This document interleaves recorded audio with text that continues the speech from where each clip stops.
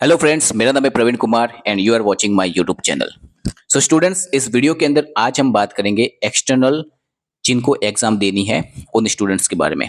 पहले तो ये समझ जाओ कि एक्सटर्नल करता कौन है और कौन कौन से कोर्सेज में एक्सटर्नल आपका अवेलेबल है, वो मैं आपको बताता हूँ। मैं बात करता हूँ गुजरात यूनिवर्सिटी की, उसके जैसे और भी यूनिवर्सिटी है जो कि सेम प्रोसेस फॉलो करती है। देखो, जिकास के पोर्टल पर अगर आप ये सोच रहे हो कि आपके एक्सटर्नल के फॉर्म भरे जाएंगे, तो ये अभी फिलहाल के लिए तो ऐसा बिल्कुल भी नहीं है। मैं आपको बता देता हूँ, जिकास के पोर्टल पे खाली दो ही चीजें हैं। एक, बाबा साहेब आम्बेडकर से आप एक्सटर्नल फॉर्म भर सकते हो, और उसके अलावा जो एक्सेप्ट करके उसमें लिखा हुआ है, तो उसके अंदर भी एक ही सौराष्ट्र की कोई यूनिवर्सिटी शायद तक दिख रही है, सौराष्ट्र जूनागढ़ की कोई यूनिवर्सिटी। अगर आप उसमें लॉग इन करोगे तो आपको दिख जाएगा, ठीक है। मैं ये नाम नीचे आपको शो होगा उसका, ये एक यूनिवर्सिटी है। बाकी सारी की सारी प्रोसेस वैसे ही फॉलो की जा रही है जैसे पुराने टाइम से होती आ रही है, पुराने समय से। अब थोड़ा ये समझो कि एक्सटर्नल फॉर्म फिलअप करते कौन है। देखो, ऐसे स्टूडेंट जिनको ग्रेजुएशन करना है बट किसी कॉलेज के थ्रू आउट नहीं करना, या तो उनके परसेंटेज बहुत कम है, या फिर वो कॉलेज की इंटरनल एग्जाम नहीं देना चाहते, सीधा यूनिवर्सिटी से जुड़कर अपनी एग्जाम क्लियर करवाना चाहते हैं और अपना ग्रेजुएशन पूरा करना चाहते हैं, ऐसे स्टूडेंट कहते हैं। या फिर कोई जॉब करता हो स्टूडेंट जो कि रेगुलर कॉलेज नहीं जा सकता हो, इतना अफोर्डेबल नहीं कर पाता हो, तो वो ऐसा ट्राई करता है। या कोई ऐसे जिनको डिस्टेंस से करना है, तो वो लोग भी इसमें करते हैं, ठीक है। अब एक्सटर्नल और इंटरनल में कुछ फायदे भी है, कुछ नुकसान भी है, हम वो भी डिस्कशन करते हैं। तो मैंने एक पोल डाला था, उसमें मैंने बताया था बच्चों को कि भाई अपने हिसाब से क्वेश्चन लिख सकते हो। तो एक एक करके हम सॉल्व करते हैं। सबसे पहले ये पहला क्वेश्चन है। पहला क्वेश्चन ये है कि एक्सटर्नल की एग्जाम कब होगी, कब होती है एक्सटर्नल की एग्जाम, और कैसे इसका फॉर्म फिलअप किया जाता है। देखो, मैं एक एक करके आपको रिपीट करता हूँ। एक्सटर्नल की जो एग्जाम होती है वो चार के अंदर होती है: बीए, बीकॉम, एमए, एमको। इसके अलावा जो कोर्सेज है वो सारे के सारे प्रोफेशनल कोर्सेज है, और उनके लिए आपको डिस्टेंस यूनिवर्सिटी से आप कर सकते हो। तो अगर मैं गुजरात यूनिवर्सिटी की बात करता हूँ, तो बीए, बीकॉम, एमए, एमकॉम के अंदर आप क्या कर सकते हो, एक्सटर्नल के लिए फॉर्म फिलअप करके उसके लिए एग्जाम के लिए आप एलिजिबल हो सकते हो। दूसरी बात करते हैं इसके फॉर्म फिलअप कब आते हैं और कैसे इनके फॉर्म फिलअप होते हैं। तो सबसे पहले मैं आपको बता देता हूँ कि एक्सटर्नल स्टूडेंट जो पढ़ना चाहता है, उनके फॉर्म जो होते हैं वो गुजरात यूनिवर्सिटी की वेबसाइट के थ्रू ऑनलाइन भरे जाते हैं। और ये कब भरे जाते हैं, तो जब ये जो रेगुलर कॉलेज पढ़ रहे हैं उन स्टूडेंट्स की जब एग्जाम आती है, कौन सी एग्जाम, यूनिवर्सिटी की एग्जाम, जब रेगुलर बेस पर यूनिवर्सिटी की एग्जाम आती है सेमेस्टर 1 की, ठीक है। तब सेमेस्टर 1 है जो भी आपका सेमेस्टर होता है, तो सेमेस्टर 1 की जब भी रेगुलर एग्जाम आती है, उस टाइम पर उस टाइम पर ध्यान रखना, उस टाइम पर कुछ महीनों पहले, 1 या 2 महीने पहले, आपके लिए एक्सटर्नल फॉर्म भरने के लिए एक परिपत्र बाहर आ जाता है। गुजरात यूनिवर्सिटी आपको बताती है कि भाई जिनको भी एक्सटर्नल के लिए प्रोसेस करवानी है वो लोग अपना फॉर्म भरवा सकते हैं। अब देखो, अब सबको ये डाउट है कि उसकी एग्जाम होती कैसे, क्या प्रोसेस होती है, तो वो समझो। सबसे पहले मैं आपको बता देता हूँ कि जब भी 1 महीने पहले, जब एग्जाम होने वाली होती है उससे 1 महीने पहले एक्सटर्नल के फॉर्म बाहर पड़ते हैं, ठीक है। उस फॉर्म को आपको फिलअप करना होता है। कौन सी वेबसाइट पे करना है, क्या करना है, ये मैं तब बताऊंगा जब एक्सटर्नल के फॉर्म आएंगे, तब मैं आपको पूरी प्रोसेस समझाऊंगा। बस इतना बता देता हूँ कि गुजरात यूनिवर्सिटी की वेबसाइट से इनके फॉर्म भरे जाते हैं। फॉर्म भरने के बाद उसकी आपको एक प्रिंट आउट मिलेगी, जैसे आपको जिकास का रजिस्ट्रेशन फॉर्म मिलता था वैसे आपको एक फॉर्म मिला जाता है। अगर आप बीए के स्टूडेंट हो तो आपको सब्जेक्ट चूज करने का ऑप्शन मिलेगा, आपको कौन कौन से सब्जेक्ट मेजर मायने में रखना है। और अगर बीकॉम के स्टूडेंट हो तो आपको फाइनल है कि आपको 2 अकाउंट की, स्टेट की, ये सब मिलने ही वाले। वो फाइनली 6-7 सब्जेक्ट आपको सिलेक्ट करके दे देंगे, ठीक है। अब ऐसा करने के बाद उसके बाद क्या प्रोसेस होती है वो ध्यान से सुनना।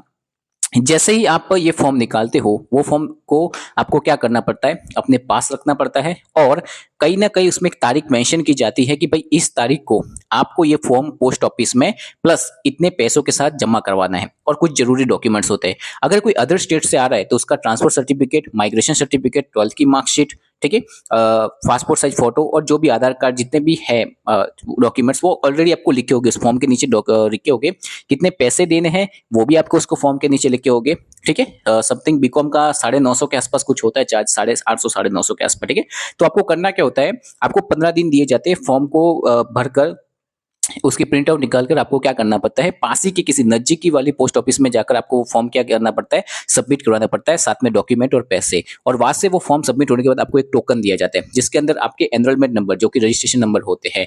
अब जैसे ही आप फॉर्म फिलअप करवा देते हैं तो आप एलिजिबल हो जाते हो एक्सटर्नल एग्जाम के लिए। इसके बाद जब उन लोगों की एग्जाम के उनकी हॉल टिकट आती है, तब आपकी हॉल टिकट भी क्या की जाती है, उस वेबसाइट के ऊपर अपलोड की जाती है, मतलब गुजरात यूनिवर्सिटी की वेबसाइट पे आएगी। आपको सिंपल सा वहां पे जाना है, आपके जो भी आपको जो टिकट दी होगी, ठीक है, उनकी तरफ से, वैसे तो आपके पास फॉर्म की पीडीएफ भी होगी, उसके ऊपर एनरोलमेंट नंबर दिया होता है, वो एनरोलमेंट नंबर डालकर आप अपनी हॉल टिकट डाउनलोड कर सकते हो। और ये 90% चांस होता है कि आपकी जो एग्जाम होती है वो उसी यूनिवर्सिटी के कैंपस में आती है। अगर आप गुजरात यूनिवर्सिटी से हो तो मोस्ट ऑफ आपका गुजरात यूनिवर्सिटी का ही कोई डिपार्टमेंट आएगा और वहाँ पे आपको ये पूरी एग्जाम देनी पड़ती है। एग्जाम देने के बाद आपका रिजल्ट ऑनलाइन आता है और जो आपका फाइनल रिजल्ट होता है वो आपके घर पर पार्सल कर दिया जाता है, ठीक है, पोस्ट के थ्रू आपके पास आता है। तो ये प्रोसेस होती है इसके एग्जाम की और उसकी। अब थोड़ी बात कर लेते हैं कि इसमें फर्क क्या है। तो देखो, जो लोग कॉलेज से एग्जाम दे रहे हैं उनको 50 मार्क की एग्जाम यूनिवर्सिटी में देनी होती है और 50 मार्क उनके कॉलेज से भेजे जाते हैं और उनको खाली 4 ही एग्जाम देनी होती है। जबकि एक्सटर्नल स्टूडेंटों को सातों की सातों एग्जाम कहाँ पे देनी पड़ती है, तो यूनिवर्सिटी के अंदर देनी पड़ती है और उनके मार्क्स को 50 से 100 में कन्वर्ट किए जाते हैं। एज्यूम करते हैं कि अगर आपको 50 में से 18 मार्क पासिंग है, इसका मतलब आपको 100 में से कितने लाने पड़ेंगे, 36, उसको कन्वर्ट कर दिया जाता है। आपके 50 मार्क को 100 में कन्वर्ट कर देते हैं। यहाँ पे ध्यान रखना कि आपके मेजर, माइनर और एमडीसी ये 4 एग्जाम में 50-50 मार्क की होगी, ठीक है, जो को 100 में कन्वर्ट हो जाएगी। और आपकी बाकी की एसी उसमें जिसमें ये आईकेएस हो गए वो सब हो गए, ये 25-25 मार्क की एग्जाम होगी, 1-1 घंटे की। 4 एग्जाम में 2-2 घंटे की और 3 एग्जाम में आपकी कितने घंटे की होगी, 1-1 घंटे की होगी, जिनको 50 में कन्वर्ट किया जाता है। फिर 550 में के जो भी आपके मार्क्स आते हैं वो आपको दिख जाते हैं। इन शॉर्ट, कॉलेज वालों इनको ये फायदा है कि कॉलेज वालों को खाली 4 ही एग्जाम देनी पड़ती है यूनिवर्सिटी के अंदर और जो एक्सटर्नल स्टूडेंट होते हैं उनको सातों के सातों एग्जाम देनी पड़ती है और जिसमें से 4 एग्जाम उनकी 50 मार्क की होगी और बाकी की 3 एग्जाम में 25-25 मार्क की, जो बाद में क्या हो जाती है 100 मार्क में कन्वर्ट कर देते हैं और उसके बाद उसको चेंजेस किया जाता है आपको, ठीक है, क्योंकि आपके इंटरनल मार्क्स तो कैसे जाने वाले, क्योंकि आपने तो कॉलेज की नहीं है। अब इसमें फायदा क्या है, तो जो लोग ये एक्सटर्नल करते हैं उनको ना ही इंटरनल एग्जाम देनी पड़ती है, ना ही किसी कॉलेज में आपको जाना पड़ता है अटेंडेंस के लिए, ना ही आपको किसी भी प्रकार का कोई भी असाइनमेंट सबमिट करना है, कुछ नहीं होता है, जस्ट आपको फॉर्म की प्रोसेस करनी है, ठीक है। अब आपको कौन सी बुक्स लानी होती है, तो जब आप फॉर्म फिलअप करते हो तो जो बीए वाले स्टूडेंट है उनको तो पता है कि उनको अपने मेजर सब्जेक्ट के हिसाब से उनकी जो बुक्स होती है, अगर आप इकोनॉमिक्स लेते हो तो आपको हिस्ट्री, सोशियोलॉजी जैसे अलग अलग सब्जेक्ट मिल सकते हैं। बीकॉम वालों का फिक्स है, स्टेट अकाउंट ये है, आपकी 1-2 किताबें जो होती है लेबर इकोनॉमी की या ट्रेडिशनल इंग्लिश वाली, वो कुछ किताबें जो होती है वो बदलती रहती है, 1-2 किताबें। तो जब आप फॉर्म फिलअप करो उस टाइम आपको ये सब्जेक्ट उस फॉर्म के अंदर आते हैं एक्सटर्नल वाले में, उसी के बेस पर आपको बुक्स लानी, यानी 1 या 2 महीने पहले आपको पढ़ाई स्टार्ट कर देनी होती है, जिससे आप में क्या होता है आपके लिए बेनिफिट रहता है। अब और भी कुछ क्वेश्चन है कि भाई हमको बुक कैसे मिलेगी, तो आपको भी वही बुक्स पढ़नी है, ध्यान से समझना, आपको भी वही बुक्स पढ़नी है जो बुक्स इंटरनल वाले पढ़ते हैं, मतलब जो रेगुलर कॉलेज में स्टूडेंट पढ़ रहे हैं वो जो बुक पढ़ रहे होते हैं वही बुक क्या करनी पड़ती है, आपको भी करनी पड़ती है, ठीक है। तो इसमें कुछ नया नहीं होता है, आपको भी 4 साल का पूरा पूरा मिलते हैं। अब देखो, कुछ स्टूडेंट के कुछ और डाउट्स भी है कि क्या सर हम इंटरनल करते करते एक्सटर्नल में जा सकते हैं। हाँ, तो लास्ट टाइम कुछ बच्चों ने किया था, जिन्होंने कॉलेज में फॉर्म भरा था उनका नाम वाम सब आ रहा था, पर उनको उस कॉलेज से नहीं करना था तो उन्होंने एक्सटर्नल फॉर्म भी भर दिया। तो आपका वो वाला फॉर्म काम का नहीं है, ठीक है, कॉलेज वाले के थ्रू से आप एक्सटर्नल स्टूडेंट बन सकते हो, लेकिन एक्सटर्नल से आप कॉलेज नहीं कर सकते हो, समझ में आया। कॉलेज से आप एक्स स्टूडेंट की तरफ जा सकते हो, पर एक्स स्टूडेंट से आप वापस कॉलेज ज्वाइन नहीं कर सकते, क्योंकि एक्सटर्नल बनने के बाद आपको वो पूरा सेमेस्टर आपसे कन्वर्ट करना पड़ेगा। आपको पूरा का पूरा जो भी आपका ग्रेजुएशन है, मास्टर है, ये एमकॉम और बीए या बीकॉम हुआ, एमए हो गया, सबकी सेम प्रोसेस है, यही प्रोसेस फॉलो होती है। और भी बहुत सारे अगर आपके क्वेश्चन है तो देखो, बुक से आपको मिल जाएगी, ठीक है, वो आपको बुक से वही लानी है जो आपकी फॉर्म में आपको शो हो रही होगी, ठीक है, उसके कोड वर्ड दिए होंगे। नहीं होता तो एनईपी का सिलेबस कैसे डाउनलोड करते हैं वो मैं आपको एक बार वीडियो बता दूंगा, ठीक है। तो ये होता है एक्सटर्नल की प्रोसेस। अब मैं आपको फिर से बता देता हूं क्या क्या इस वीडियो के अंदर हमने डिस्कशन किया है। तो आपको एग्जाम में सातों के सातों एग्जाम में यूनिवर्सिटी के जहाँ पे भी आपके हॉल टिकट में आपका सेंटर आएगा वहाँ पे देनी पड़ेगी। 4 एग्जाम में आपकी 50 मार्क 50 मार्क की होगी, 3 एग्जाम में आपकी 25 मार्क की, जो बाद में कन्वर्ट कितने में हो जाएगी, 50 वाली 100 में कन्वर्ट हो जाएगी और 25 वाली 50 के अंदर कन्वर्ट, क्योंकि आपका कोई भी इंटरनल मार्क्स होते नहीं है, क्योंकि आप किसी कॉलेज के थ्रू नहीं दे रहे हैं।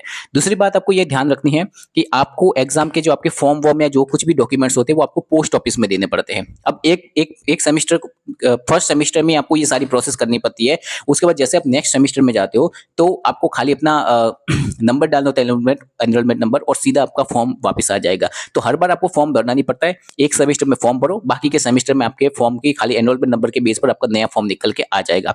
हर सेमेस्टर 6 महीने के अंदर एक एक एग्जाम होती है, ठीक है, तो हर 6 महीने में आपका 800-900 रुपया कुछ चार्ज होता है उस एग्जाम का, वो आपको देनी पड़ती है। इस तरह से एक्सटर्नल का फॉर्म होता है।